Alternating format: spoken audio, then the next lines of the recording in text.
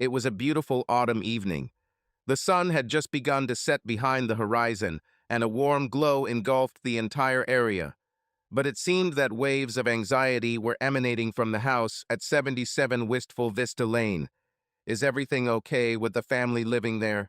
Marty Kramer leaned back from the table with a smile of contentment on his face and patted his stomach as he admired his wife. Honey, that was absolutely delicious. I just love your lasagna. It's a real masterpiece. Rita smiled at him formally, which did not escape her husband. What? He muttered. It was a compliment. What more do you need? Now, even compliments are not enough. What, should I also kiss your ass? His face turned red as his blood pressure rose, and he tried to control his anger. Rita stood up, looked at him contemptuously, and began collecting empty plates. I'm not going to discuss this now, Marty. Calm down and go into the living room. Take your favorite TV remote and pretend it's alive, she growled.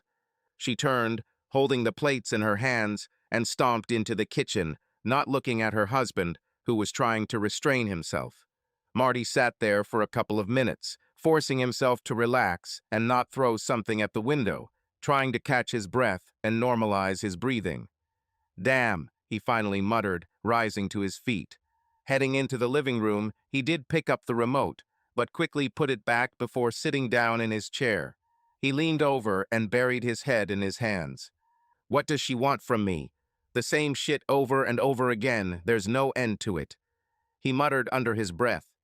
Married for over 22 damn years, and everything is going to shit. She's cheating, and I have to put up with it. Like she doesn't get hers regularly. George can't handle it anymore. His stomach clenched at this thought. It's a good thing the girls are at school and won't be involved in this crap.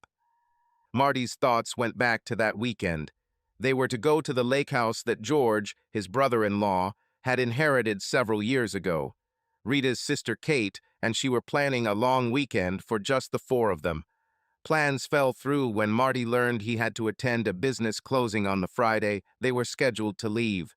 There was too much money not to be there. Rita understood. She knew how much was at stake, and they agreed that she would go with her sister and George with their luggage, and Marty would join them as early as possible on Saturday. He thought he could spend at least 2 days there. Luckily or not, Marty was able to close the deal quickly and decided to go there that evening. He thought that even if he arrived late at night, he could quietly enter and surprise Rita. What a fool he had turned out to be. The trip was uneventful, and he thought he arrived a little after midnight. He quietly walked to the door, took off his shoes so as not to wake anyone, and carefully entered the small house. He immediately saw George sneaking out of the bathroom and down the short hallway.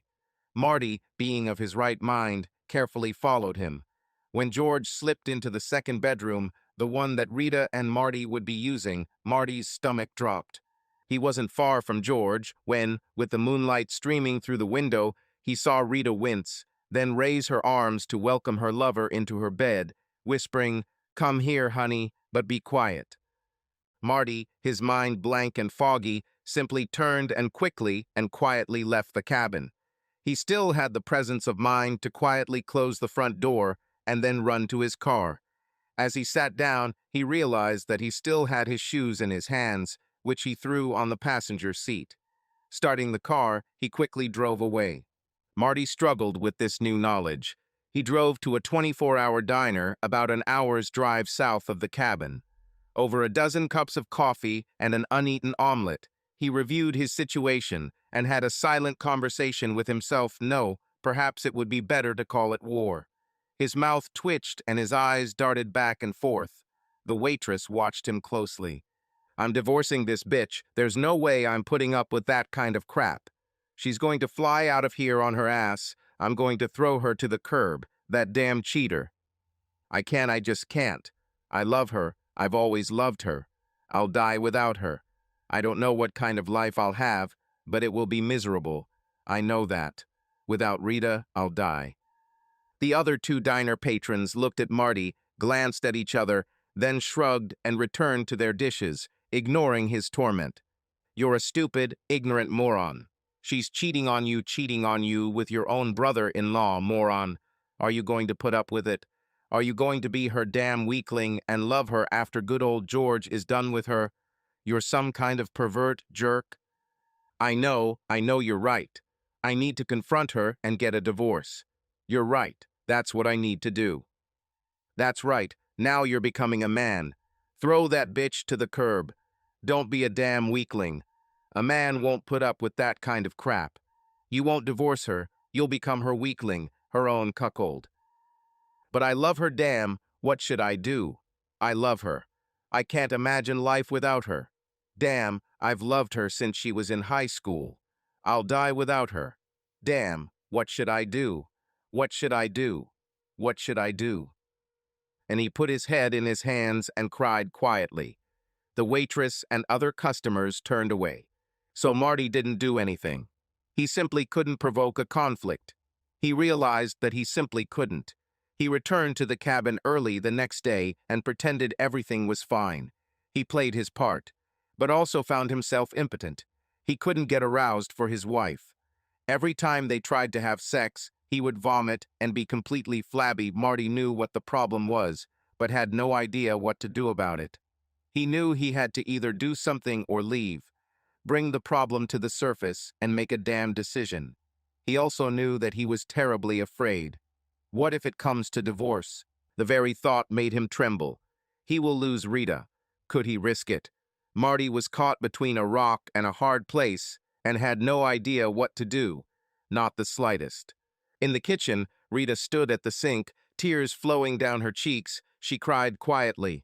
Suddenly, she shook her head sharply, causing the tears to stop. Her mouth tensed, and she swore to herself that she wouldn't lose control. Enough of this, girl, she said quietly to herself. No more tears, now it's time for action. I have to go out there and set the rules. I'm only 41 years old, which is too young to go without sex. I'm in the prime of sexuality, and this idiot is just ignoring the problem. Or he's doing something, or I will. One way or another, one of two things, a solution will be found. Marty and Rita Kramer were a typical suburban couple. They had been married for 22 years, had twins who were now in college, and lived a middle-class dream. A typical one-story house in a wealthy area of the city, not far from the center. The lawn is neatly mowed once a week by landscape designers. Black shutters and a red door, beautifully designed to the highest HGTV standards. Marty, 44, owner and sole proprietor of Kramer Real Estate, employed 16 agents and 4 office staff, enjoyed an above-average income. He was still relatively slim, although not as slim as he had been in his youth. His 6-foot frame was now topped with thinning gray hair, but still retained much of the rich brown of his youth. The piercing blue eyes were still alert, with a hint of the mischievous youthful years, but only a hint. Lately, those eyes had an anxious tint, an almost avoidant expression. He knew what he saw and had been haunted by the vision for weeks. Rita, 41, married Marty shortly after graduating from high school. He had just graduated from college and literally swept her off her feet. Rita, a tall girl standing 5'8", had the typical Italian flaming beauty of her native land. With large breasts but a slender figure, her dark eyes and hair screamed of her proud ancestry. She fell madly and completely in love with Marty after their first meeting at Valentine's. They married, and the twins were born a little over a year later, and they felt blessed with a perfect family, a family that was now in turmoil. Rita burst into the living room and sat down in her rocking chair. She was about to demand that Marty turn off the TV when she noticed that it wasn't on, which confused her a little. Marty always turned on the TV. The blank screen seemed like an accusing look to them. Rita turned her gaze to her husband, and her eyes involuntarily softened. She seemed to understand his torment, but she straightened her back and began with the hated 4 words, well, in this case, 5. Marty, we need to talk.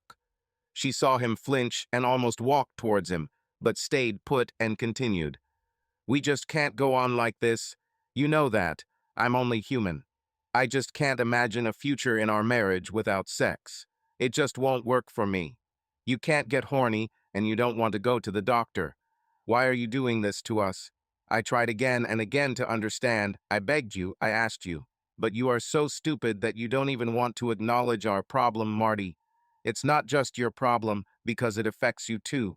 For my life. Marty became emotionless, his face blank. Rita recognized these signs. He withdrew into himself, refusing to admit to her or himself that there was a real problem in their marriage. "What the hell?" he muttered under his breath. "This bitch wants me to die. That's what she wants. She thinks the more we have sex, the less suspicious I'll be." Finally, he looked at his wife and answered her in a quiet, even voice. "Wife, what you don't understand is that I'm 44 years old, and middle-aged men have problems like this. It happens all the time. It's not just me. Suddenly, you want to have sex every day, but I physically can't cope with it. It's normal for a man my age. I don't need a doctor to tell me I'm fine." "Damn it, Marty," Rita screamed. "Sometimes," she screamed, "if I didn't know better, I'd think you were having an affair with one of the girls in the office. Maybe even Haley, the one with the small breasts." Marty smiled despite himself. He knew that Rita knew that Haley liked girls and lived with her friend, but that eased the tension in the room a little. Rita smiled ironically and leaned back. "Okay, Marty, so what are you going to do? The ball is in your court, honey." "Yes," thought Marty, "what will I do?" Looking at his wife again, he was able to formulate a few thoughts. "Rita, give me some time. I promise I will look into this and find a solution. I promise. I promise that one way or another you will get yours," he said gloomily. Rita's eyes widened for a moment. "Did I hear what I heard correctly?" she said to herself. "What did you just say, Marty? Are you playing word games with me now? What the hell is that supposed to mean?" Marty simply shrugged and stood up. "No games, darling. Just give me some time and everything will work out, I promise." He then turned and walked into the small room he called his office and closed the door behind him. Rita just sat and watched. "What the hell?" she muttered. She was deep in thought. "What if he is seriously ill?" she thought. "I'd better call the doctor and see if he's seen him lately. One thing is clear, something is seriously wrong here." She walked to the door and screamed at her husband, "Marty, you have to go to the doctor. I'm not giving you a choice. You're going to fucking go." Fast forward to the kitchen of Sandy Nordstrom, Rita Kramer's neighbor and close friend. "Sandy, I'm going crazy. He's not doing anything to fix the situation. Like I told you, I called Dr. West, and they say Marty hasn't been seen in months. I'm on edge, and I have an idea that will seem completely crazy to you." "Damn it, Rita. Calm down, don't act rashly," Sandy begged, then smiled when she realized what she had said. "Yes, yes, funny," Rita muttered bitterly. Sandy looked at her friend with sympathy. "Rita, I know it's hard. Oh, damn, I didn't mean to say that," she laughed again. Wait. There must be a way to solve this problem." Rita sat thoughtfully for a moment. "Sandy, I really think I need to do something drastic. Something that will wake Marty up. Something that will seriously shake him up. Something that will make him take some kind of step." She put down the cup of coffee she was drinking from. Determination appeared in Rita's eyes. "Sandy, you have to help me, and don't tell me I'm crazy when you hear what I'm up to." At this time, Marty Kramer was in his office behind a closed door, which in itself was very unusual. But everyone knew when the door was closed, do not disturb the boss. We find Marty sitting at his desk, muttering to himself. Yes, I know. I know what you're going to say. I'm just avoiding the inevitable. I need to go to a lawyer and start the divorce process." The last few words were spoken in a whisper. "Bullshit, you're a damn weakling. You keep saying it, but you don't do anything. You're just a pathetic excuse for a man with a bitch wife. Burn that bitch, throw her to the curb. Become a man, for God's sake." I know. But what happens after? Will I be happy after? Divorce," he croaked. "I'll be a pathetic bastard, I know it. Damn, I'm going crazy. I know I should do something, but I'm so damn torn. Torn between doing nothing and doing something. Something I know will kill me." Back to Sandy Nordstrom's kitchen. Rita gazed at her friend, her eyes now full of determination. Sandy, I'm going to make Marty think I'm having an affair. I'm going to make him so damn jealous that he'll be forced to do something. Sandy's mouth fell open. She looked at her friend with disbelief. Are you crazy? You're completely distraught. Do you want to completely destroy your marriage? Do you think Marty is just going to sit down and smile and tell you everything is okay? Sandy, what do I have now? My marriage is in shambles. It's not just the lack of sex, it's so much more. I already told you Marty has lost all interest in me. No more hugging, no more holding hands. Our conversations are short and without warmth. I don't know what happened, but what we have now is not a marriage. We're like roommates, and he doesn't even want to talk about it. Sandy sat shaking her head. So you think making him think you're having an affair will solve your problem? It could easily ruin everything. Rita nodded. I know, but I need to do something dramatic. If this doesn't work, I don't know what will. I have to do it. I've thought about it a lot.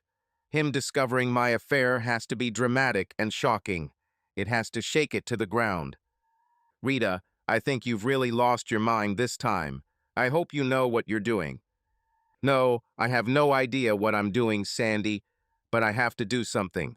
Now, how do we make artificial sperm? Let's go back to Marty's office, where our hero is sitting in a chair, hands behind his head, looking out the window, seeing nothing, his gaze completely directed inward. His lips twitched slightly and his eyes were a little teary. Suddenly, the door opened and his office manager walked in and quickly closed the door behind her. Marty turned and looked at her. He was silent, but his eyes were sad and empty, reflecting the confusion in which he was. Marty, what the hell is going on? Haley exclaimed. Don't give me that crap. It's obvious it's something serious. You look like hell and your mind is clearly on your mind. Come on, Marty. I've known you long enough to know it's something serious. Please.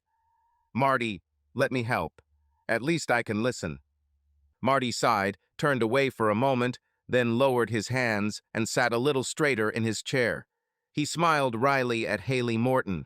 She worked for him for almost 5 years, and he and Mary always loved her.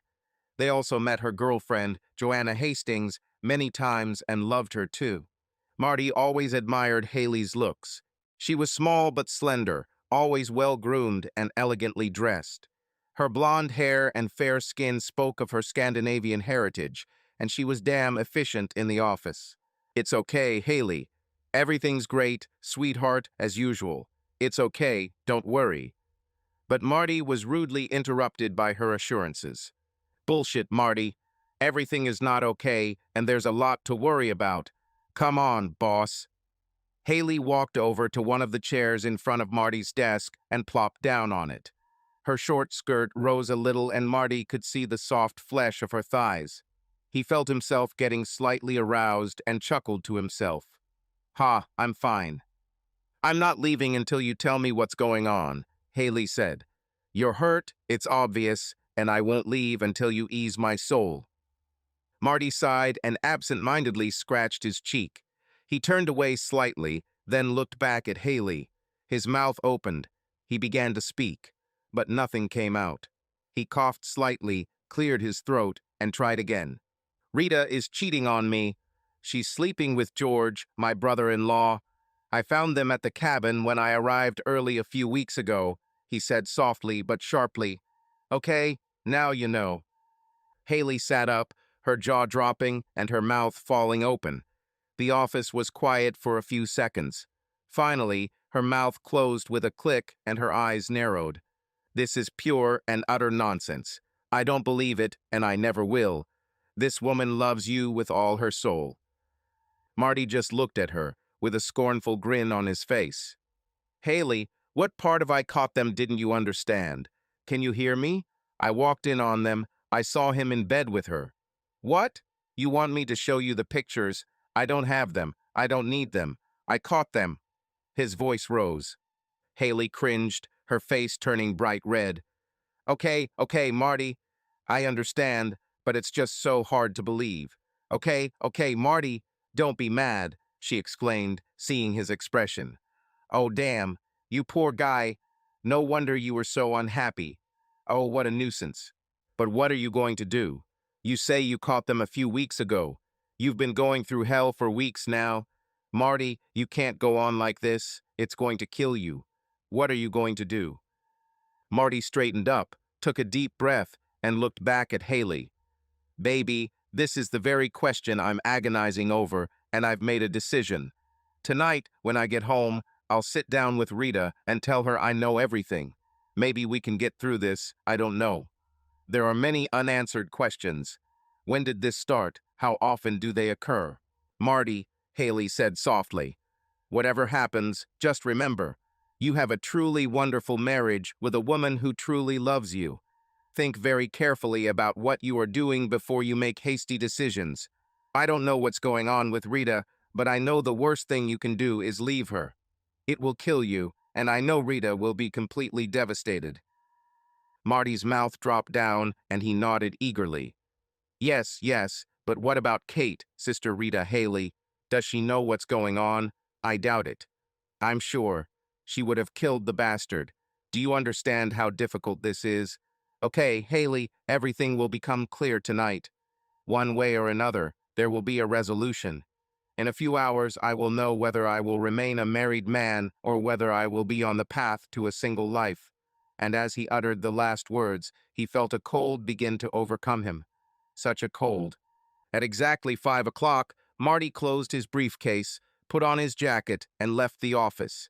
He nodded to Haley and the other girls and quickly left the building. He didn't notice the sympathetic glances that followed him as he walked to his car. As he pulled out of the parking lot, he saw a sign, Halloran's Bar and Grill. Marty smiled and thought a couple of beers would really help, so he will be a little late, big trouble. It was as if he was actually waiting for what was about to happen. A few seconds later, he was through Halloran's door and headed towards the bar, where he took a seat in the far corner. One cold Pabst, Ollie, he said cheerfully to the bartender. I need it urgently, so make it quick, buddy. It'll be right there, Marty. I have one with your name on it, Ollie replied, pulling out a cold bottle dripping with ice. He quickly opened it and placed it on the counter along with the frozen glass. Marty sighed, pouring the amber liquid down the side of the glass, admiring its color. After taking a long sip, he burped and took a deep breath. Damn, he thought, I could stay here all night. I know, I'm just avoiding the inevitable. I'll just take a few minutes and then go. Hey, buddy, how are you? Long time no see, a voice boomed in Marty's ear. Turning, he saw the bearded face of Jake Childress, a friend from school. Jake hasn't aged well. He went bald, the remnants of his hair turned gray and thin. He was short, wiry, and always looked like he needed a bath, but despite his unkempt appearance, Jake was as rich as Croesus. Jake might not look good, but he had a brilliant mind. He majored in information technology in college and, while still in school, invented a device that Microsoft was chasing. Marty couldn't understand the whole theory behind it. All he knew was that Jake had his own consulting firm and was making another fortune in the IT field. Hey, Jake.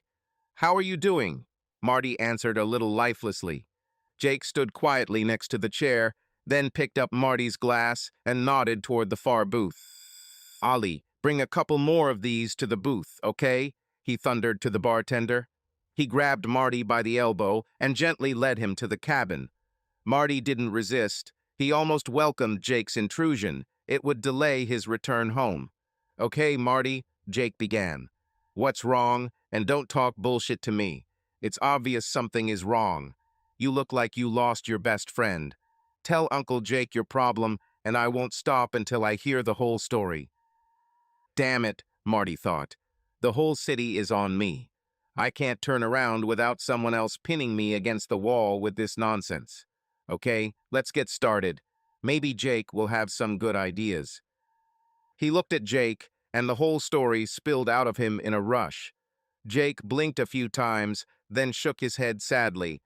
Marty, you're in a world of crap. What a nuisance. Marty smiled bitterly.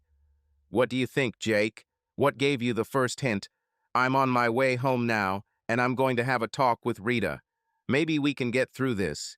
Maybe we can salvage something. Maybe we'll still have a marriage.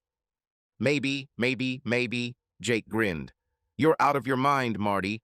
Open your damn eyes. That bitch was cheating on you. It's as simple as 1, 2, 3. You only have one choice, buddy. You gotta get rid of her and do it fast. No discussion, no consultation, no nonsense. Get yourself a lawyer and kick the bitch to the curb. One more thing, get checked by a doctor. Make sure she doesn't give you some kind of infection like gonorrhea or something even more serious. Jake leaned down and looked Marty closely in the eyes. You have no other choice, Marty. You have to get rid of her. If she cheated on you once, she's probably done it before or will do it again. Do you want to be a damn weakling? Do you want to be her cuckold? Damn it, Marty, be a man. Make the right choice. You have no other choice. Marty felt the chill creep up his spine again. He put his hand on his forehead and began to mechanically rub it, his thoughts again spinning like a whirlwind. He understood what Jake said and understood his logic. Is this what needs to be done? Does he have any other choice? Will he forever be considered a weakling if he tries to salvage anything from his marriage? Damn it, he didn't know. He just didn't know. Jake suddenly stood up. He just stood there for a moment, looking at Marty, his face clearly filled with sympathy. Marty, you need to make the right choice. Now it's all up to you. She had her fun, now it's your turn to get rid of the bitch. And with that, he turned and left the bar. Damn, Marty muttered. Thank you, Jake. You helped me a lot. With friends like you, there's no need for enemies. Silence fell over the house at 77 Wistful Vista Lane. Although it was already about 6:30 p.m., there were no lights on anywhere and no smell of cooking. Marty pulled into the garage, noticing the dark windows and feeling uneasy. Entering the house, Marty called and received no answer. He turned on the lights in the living room and kitchen. I called Rita again, but to no avail. Damn, he muttered under his breath. Where the hell is she? With George? It wouldn't surprise me. Wait, Marty. Don't start making stuff up. It's probably something innocent. Don't make a mountain out of a molehill. Marty went into the bedroom and changed out of his suit into more casual clothes, chinos and a polo. Putting on soft moccasins, he began to return to the living room when he heard, Marty, where the hell are you? He recognized Rita's harsh tone and sighed. Rita saw him coming down the stairs and immediately approached him. Marty, come here. In the living room, we need to talk. Sit on the couch, and I'll sit across from you on the chair. We'll have a conversation you won't like. That opening line made Marty wince. Then he straightened his shoulders and walked decisively into the living room, looking much more confident than he actually felt. Okay, he thought. Now is the time. No more damn dodging. Let's put it all out there and see what happens. Be a damn man, Marty. Let's listen to the music, start the band. Let's get this started. Crap, I'll tell her I know everything. No more dodging. By this time, he had already sat down on the sofa opposite his wife, clearing his throat for his first words when, Marty, I'm having an affair, he heard, as if from afar. His jaw dropped and his throat tensed, swallowing the words. He sat and just looked at his wife. Marty, can you hear me? I'm having an affair, and here's the proof. This will show you where I was this afternoon. I'm cheating on Marty. You don't, so I found someone who will. Marty sat, motionless and unmoving. His face showed no emotion. He seemed frozen in time, almost as if he was in a coma. Then he began to tremble, shake, as if a cold had penetrated him to the bones. Suddenly, he stood up and literally ran towards the garage and his car. Luckily, the garage door was still open, and without looking, he put the car in reverse and drove out into the street. Luckily, there was no oncoming traffic. He braked sharply, put the car into gear, and drove out with a squeal of tires, not even noticing how Rita ran after him, screaming his name. For some reason, Marty headed onto the freeway. The traffic was moderate, and he was speeding along the highway, going 15 miles per hour over the speed limit. Once he had caught his breath, he slowed to a steady 70 miles and rode. His mind was completely blank. All his attention was focused on the road and the traffic around him.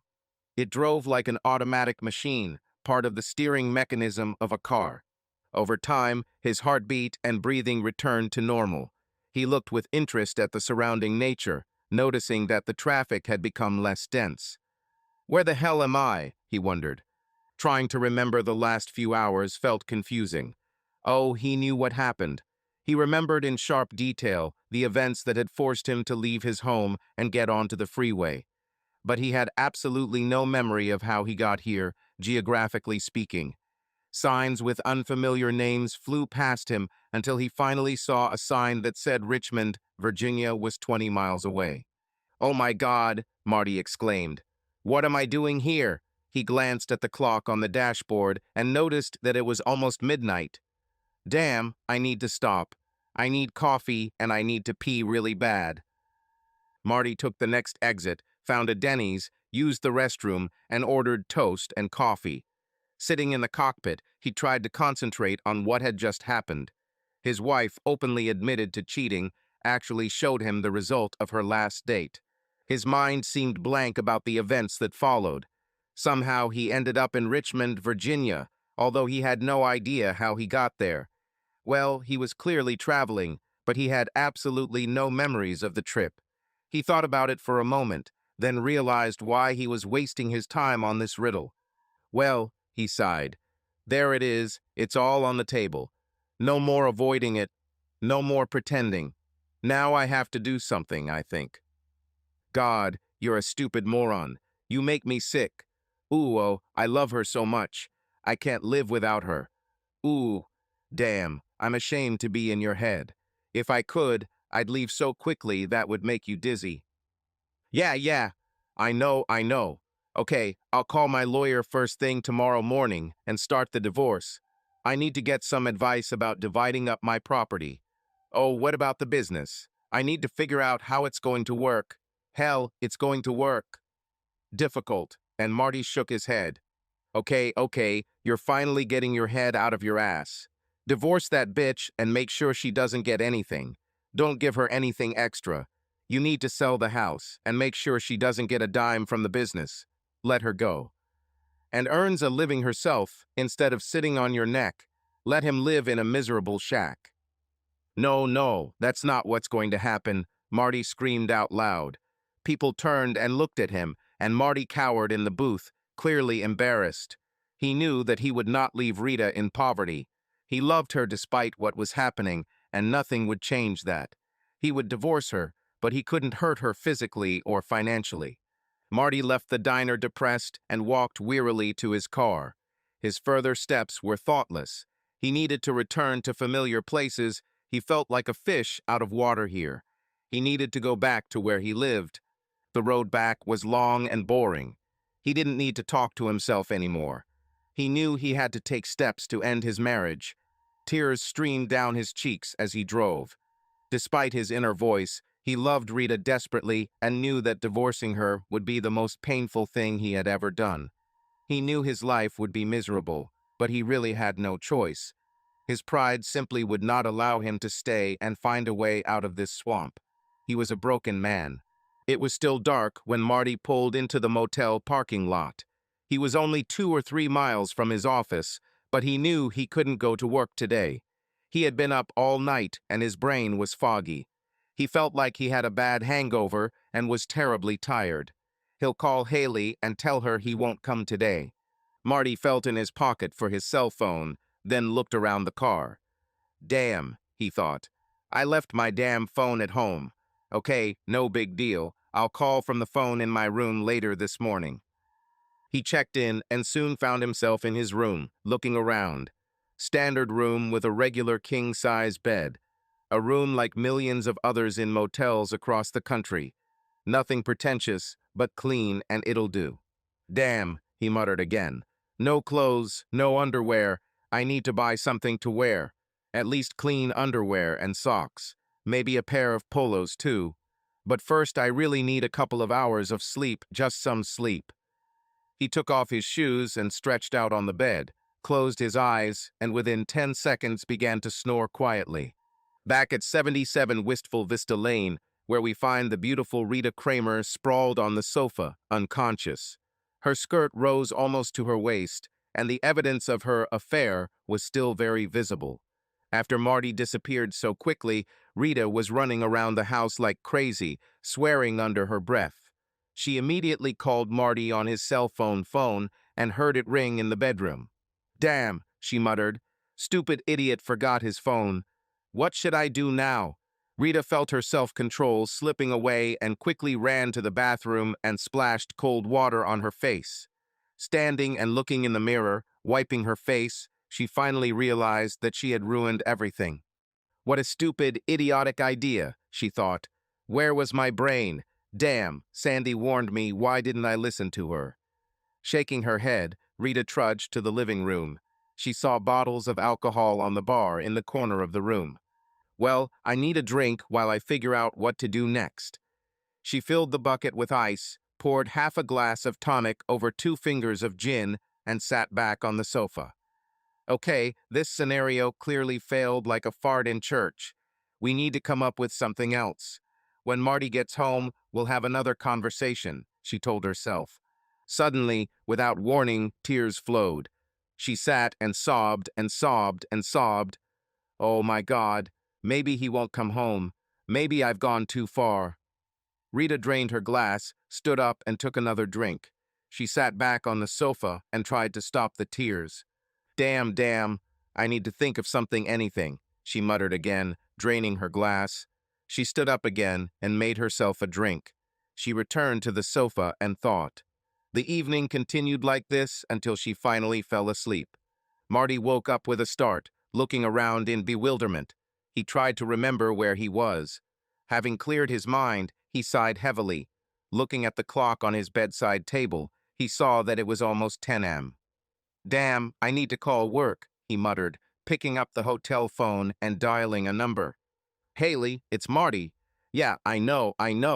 Look, I'm not feeling well today, so I'm not coming.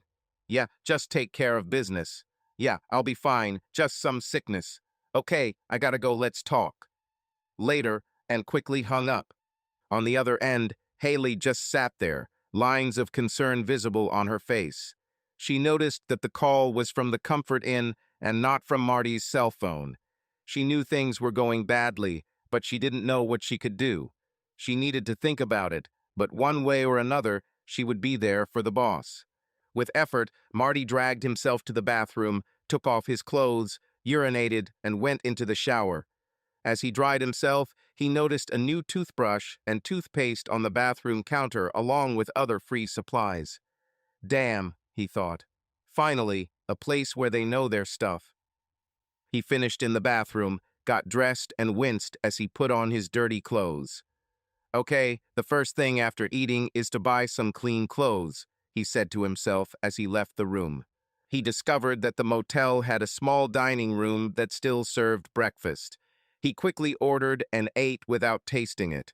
His thoughts were not about food. Marty tried to get his life in order and found that it was not so easy. Damn. First breakfast, then I'll buy clothes. I'll go back to the room. And then what? Oh yeah, I need to call a lawyer, start a divorce. Okay, I have a plan. Let's get this thing started. Marty drove to the nearest shopping center and entered a small supermarket, where he purchased the necessary underwear, polos, etc. He also bought a razor, blades, and shaving cream, and a small duffel bag to hold it all. As he left the store, he felt a little better. Damn, he said to himself.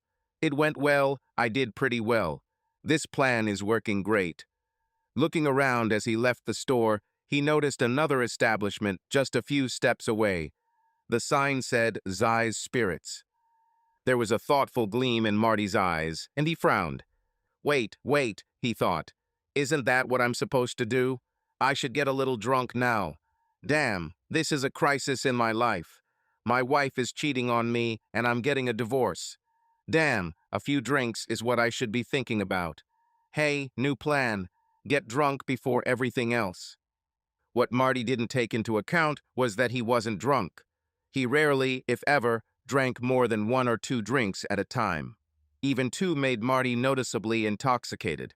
So, despite this, Marty proudly returned to the motel room with his new purchases. Entering the room, he quickly took off his clothes from yesterday, shaved, changed his clothes, and looked at himself in the mirror. Damn, look at me like a new man. I have a plan and I'm sticking to it. And with that his face fell and the tears began to flow. He put his hands on his face and forced himself to stop crying, regaining control. Okay, we need a drink first. He quickly left the room, filled the bucket with ice, and returned. After making himself a drink, he sat down in an easy chair and began to sip. He sobbed, fought back tears, and took another sip. When the glass was empty, he stood up and took another, then returned to his chair and thought. And so began the day for Marty. Rita woke up to the sound of sirens throughout the house. She kept her hands on her ears and looked around with a blank look. Finally realizing it wasn't sirens but a telephone, she jumped to her feet and ran towards the phone, hoping it was Marty. She picked up the phone, and before she could even say a word, Sandy Nordstrom began speaking. Rita, are you okay? I've been trying to call you all day, but no one answered. Are you okay? Rita. Rita just moaned into the phone, feeling her stomach twist. Oh no, she's going to throw up. Throwing down the phone, she staggered to the bathroom and vomited into the sink, barely having time to reach the toilet. Rita lay there, almost comatose, just wanting to die. She then heard the front door open and her spirit rose, praying it was Marty, but fell again when she heard the voice of her friend, Sandy. Oh my God, Sandy exclaimed when she saw Rita on the floor. You look terrible. What the hell happened? Okay, don't talk. Don't say a word now. Let's get you cleaned up. And with that, Sandy took a wet rag and carefully wiped Rita's face, removing all traces. This crap. Rita, you still look like crap and your clothes smell terrible. Go ahead, take them off, and take a shower. Sandy struggled with Rita, trying to remove her clothes without tearing them, but was not very successful. Rita was a dead weight, unable to even cooperate, moaning and hiccuping as Sandy tugged at her clothes. Finally, Rita lay completely naked on the bathroom floor, and Sanjay pulled her, trying to get her to her feet. Damn it, Rita. Get off your ass. Damn, give me a little help. Damn, Rita. This thing won't wash off. Damn, we only used a few drops of white glue. It shouldn't stick like that. Rita laughed, still under the influence of alcohol. Marty didn't like it either, Shandy, she said hesitantly. He got drunk and ran away. He ran away, Shandy. He ran away from home, and I'll never see him again. Rita started crying again, but Sandy didn't pay attention to her hysterics. Damn, she muttered. Okay, Rita, looks like there's only one way to solve this problem. If we can't wash it off, we'll have to shave it off. Sandy chuckled quietly to herself. Make me feel good, Sandy. Please, God, make me feel good, Rita begged. By that time, Sandy herself was very excited, so she was no longer against fulfilling her friend's request. Haley Morton looked at the office clock again. It was already afternoon and still hadn't heard from Marty, and she was more than just worried, maybe even a little panicked that Marty was going to do something really stupid.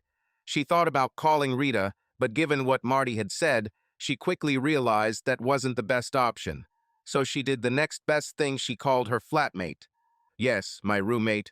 Not a lover, not a partner, not a significant other. You see, Haley didn't like girls, and neither did Joanna Hastings. This deception worked great, preventing a lot of trouble from married and single men in the office. Joanna, this is Haley. Yes, I know, but I have a problem here. This is Marty, and I think he's in trouble. She quickly told Joanna all the details she knew. Look, Joe, I'm going to go to this motel and talk to Marty. It's not like him to miss work, and I'm sure it has something to do with his marriage. Yes, he said he was sick, but that's bullshit, and the fact is that he's staying at this motel says a lot. Okay, meet me there as soon as you can. I'll get the room number and get the key. What? Find out the room number and get the key? Haley, it doesn't work like that. Not a single administrator will do this. They will be fired immediately. Ah, but what the innocent young man behind the counter didn't take into account was the cunning of the determined and very attractive young girl who was now showing significant cleavage. Haley was finishing her requests. Please, sir, this is indeed my dad, and we have serious family problems, as I said. I'm afraid that he might do something terrible, and you certainly don't want all this negative publicity, and just think about how difficult it will be to clean the room. Who would even want to stay in this room after this? And she left these words in the air between them. Pallor appeared on the young man's face, and he looked around cautiously. You never got this from me, okay? I never saw you, he muttered, passing the key card across the counter and whispering the room number. Haley smiled gratefully, took the card, and quickly turned around without saying another word. She saw Joanna park as she left the lobby and quickly walked over to her car. Waving her key card, Haley motioned to follow her, and they quickly headed to the desired room. Haley knocked quietly on the door of Marty's motel room, her friend Joanna Hastings standing nearby, looking around with concern. There was no answer, and Haley knocked louder, calling in a whisper, Marty, Marty, open up. It's Haley, Marty, but no answer came. Looking at Joanna, who just shrugged, Haley inserted the key card and carefully opened the door. Signaling for Joanna to be quiet, the girls entered the room, not quite knowing what to expect. Oh my God, Joanna exclaimed. He's drunk as hell, and he smells terrible. Damn, it looks like he spilled half a glass of alcohol on himself. Ugh, Joanna grimaced in disgust. Haley, oblivious to her friend's comments, immediately walked over to her boss, gently shaking him, but to no avail. All she got were a few muffled sounds from the comatose man. Haley turned to Joanna and was silent for a few seconds. Then, with a determination that surprised even herself, she told Joanna what they had to do. Joanna, we need to clean him out. Look around the room and see if he has spare clothes. The only thing I see is a small duffel bag in the corner. With that, she began to unbutton his polo shirt. Wait, friend, Joanna objected. We can't just strip the guy. I don't think he'll like that. Haley turned to her and looked seriously. What is he going to complain about? When is this going to happen? Look at him. His shirt is soaked, as is the front of his pants. We have to get these stinking clothes off of him. Come on, help me. He's heavy. They lifted Marty out of his chair and managed to lift his polo shirt over his head. Hey, Joanna remarked.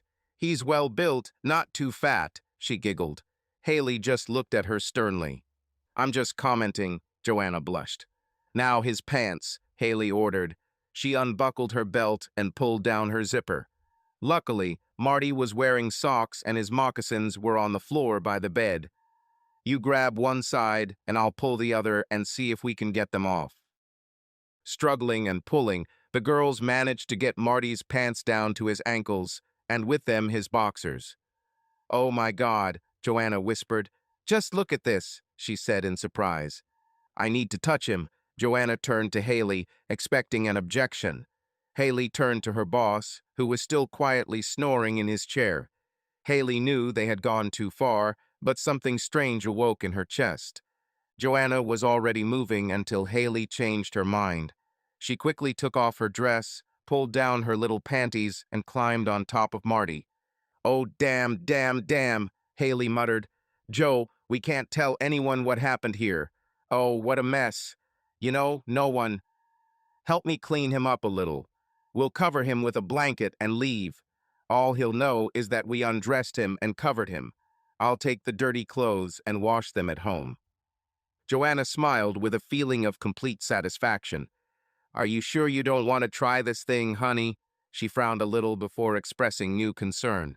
Haley ignored her as she collected Marty's dirty clothes. Haley held dirty clothes in her hands. She nodded to Joanna to hurry up and headed for the door. Joanna quickly put on her dress and put her panties in her bag. Haley's eyes widened when she noticed this. She turned to Haley with a smile. I just thought, Rita can't cheat on Marty. Who can match this equipment? Haley just shook her head. Joanna, you can be very rude sometimes. Her eyes sparkled as she giggled softly. Now back to what's going on at 77 Wistful Vista Lane. The last time we saw Rita and Sandy, they were, oh, but what is it?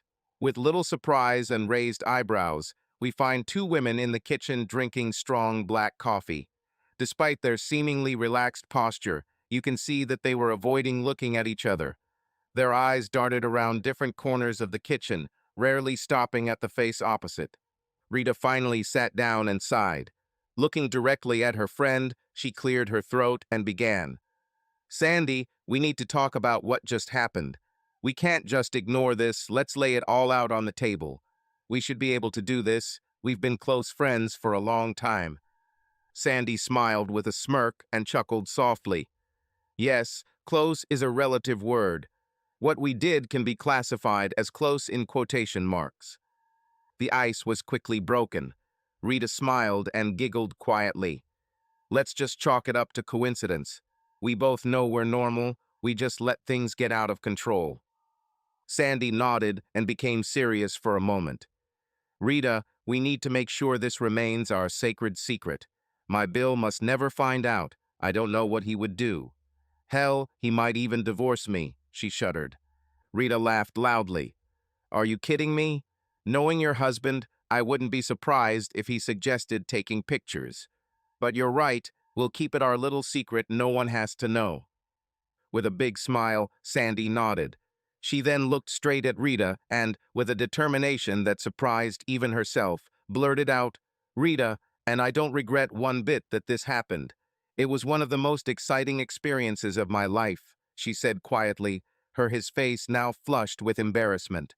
Realizing what she had just said, she covered her mouth with her hands in horror. Rita smiled knowingly and took Sandy's hand in hers. I understand, honey. I feel the same way too. It's been incredible. I know how you feel, but I think we need to settle down. My marriage is in real trouble, and I don't need any more complications right now, she said, stroking Sandy's hand. Oh, of course. What was I thinking? God, I forgot about the whole Marty thing. I'm so sorry, Rita. Please forgive me. Of course, Sandy. I completely understand, Rita said, continuing to gently stroke Sandy's hand. I need to get in touch with Marty and get this mess sorted out. I really messed this up, and I need to sit down with Marty and have a serious talk. Marty's eyes flickered and then opened slightly. The room seemed to spin, and he quickly closed them again. His head felt like an army of fire ants were marching through his skull, and he suddenly felt his stomach tighten. Quickly rising from his chair, he staggered wildly until he regained his balance and made it to the bathroom. When this need was satisfied, Marty sat down again on the floor, holding his head in his hands. I'll never do that again, he muttered quietly. Never again, he promised. No more drinking, under any circumstances, he confirmed. His eyes watered as he realized that the throbbing headache plaguing him would not go away since he had no painkillers. Shower, he muttered to himself. You need to take a good shower and get yourself cleaned up. He began clumsily fiddling with his non-existent clothes and soon discovered that he was completely naked except for his socks. Shaking his head in confusion, he decided to think about this problem later, when other more pressing issues had been resolved. Carefully, and with some apprehension, Marty stepped over the edge of the bathtub and closed the shower curtain. He leaned over even more carefully, slowly, very slowly, and turned on the water and almost jumped out of surprise. Damn, damn, damn, he gasped as he was hit by water that was almost freezing. Quickly, or as quickly as he could in his current state, he adjusted the temperature and let the stream fall on his unfortunate body. After soaping, rinsing, and carefully drying, Marty returned to the bedroom. Looking around, he froze for a moment in bewilderment. Where the hell are my clothes? Hell, no clothes. Wait, I bought something. And he checked the dresser, where he found one polo shirt, one shorts, and one pair of socks, which he quickly put on. Looking into his closet, he saw the new pants he had just bought with the tags still hanging on them, which he discarded and put on. Where the hell is my wallet and my keys? He thought before looking around and noticing that the contents of his pockets, including his wallet, keys, etc., were neatly laid out on his dresser. Shaking his head, but very carefully, he put it all into his pockets and sank back into the comfortable chair. Now we must understand that Marty was not a stupid person. Let's not forget that he successfully completed 4 years of university and was the owner of a very successful real estate company. These are truly the signs of a person who has the mental capacity to succeed.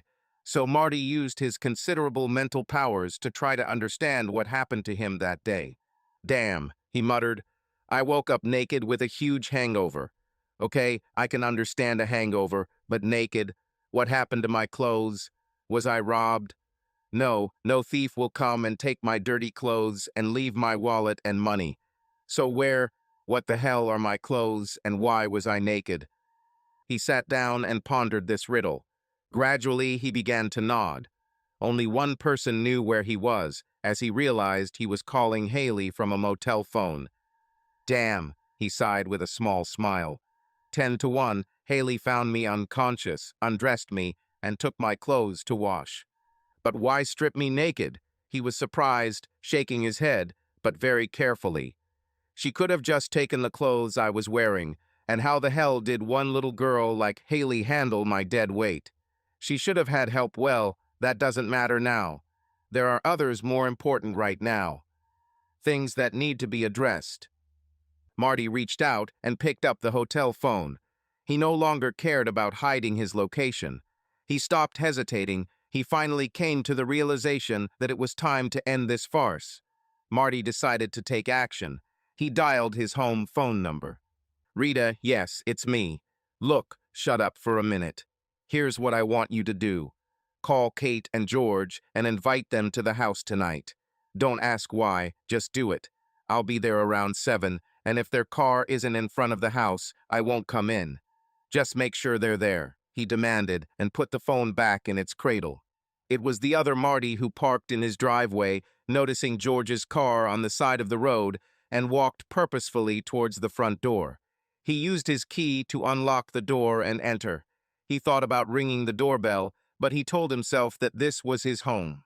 He slammed the door behind him and quickly walked into the living room, where he saw Rita and Kate sitting together on the sofa, and George holding a glass in his hand as he walked away from the bar. George walked up to him with a smile on his face.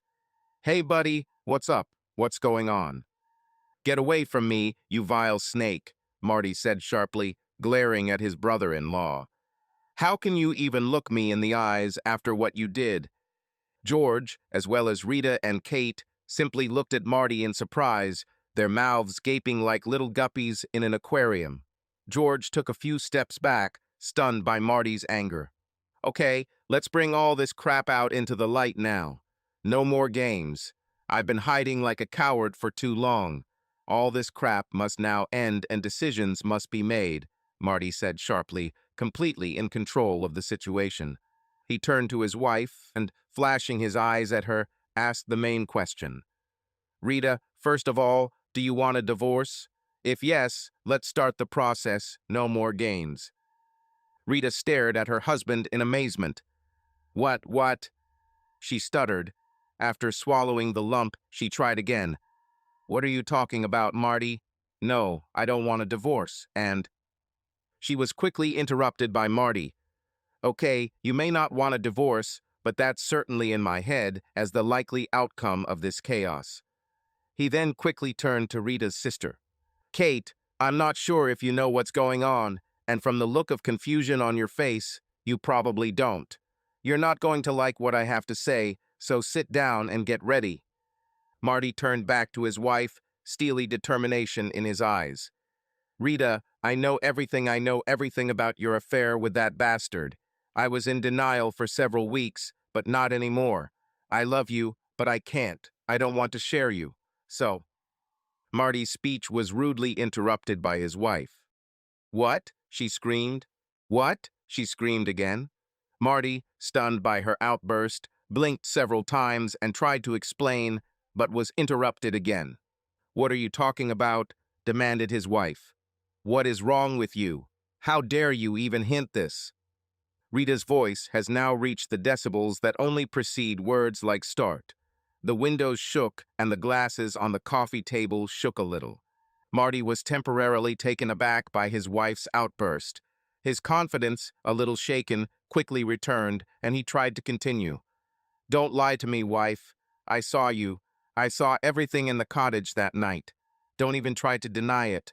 I saw you in bed with that snake in the woods, or the grass, or whatever," he stuttered, pointing at George, who just stood there, turning his head from one to the other.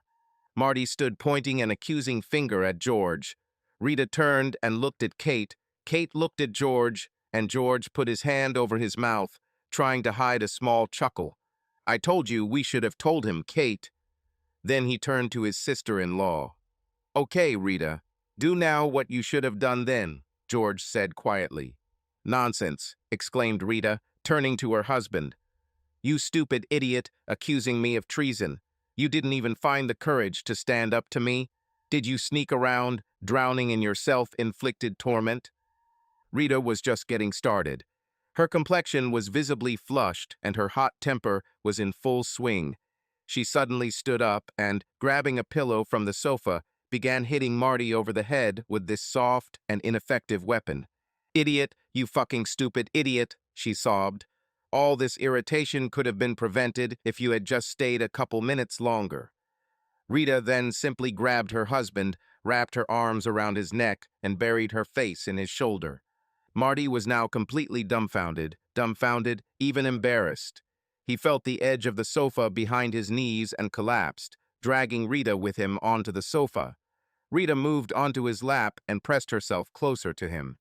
Kate simply shook her head and smiled benevolently. "Marty, you really should have stayed. You apparently came to the cottage late that weekend and saw my drunk husband in a stupor, crawling into the wrong bed. Rita at first thought it was you coming late. When she realized that it's George, she screamed and pushed him to the floor. I woke up and ran to her room. She was in bed, holding the blanket, looking at George, who was now sprawled on the floor." George interrupted her. "I really hurt my tailbone, buddy. Your wife is pretty strong. I think I bounced a couple of times," he laughed. Rita continued the story. "Honey, George was just laying there, and then he started crying. We could barely make out what he was saying, something like, 'Ooh, she pushed me away, Kate, pushed me out of bed, oh, Kate, I don't like.' He was drunk as a cobbler, he just got into the wrong bed. We all had a good laugh after this scare. We decided to just forget about it." George was terribly embarrassed the next morning. George turned to Marty. "It's true, mate. I would never get involved with your woman. It's not something I would ever do to anyone, and anyway, Rita would probably kill me if I tried." "Or at least Kate would," he laughed, turning to his wife, who nodded vigorously. George then picked Kate up and hugged her tightly, his affection for her momentarily overwhelming him. On the couch, we see Marty and Rita in each other's arms, holding each other tightly. The camera zooms out until it leaves the front door and frames the house, now calm and quiet, at 77 Wistful Vista Lane. Subscribe to our channel so that your love doesn't cheat on you, and go ahead and listen to the next story, because this story is nothing compared to the next one. If you're under 18, don't even think, click to the next one. Click to the next one. Click to the next one.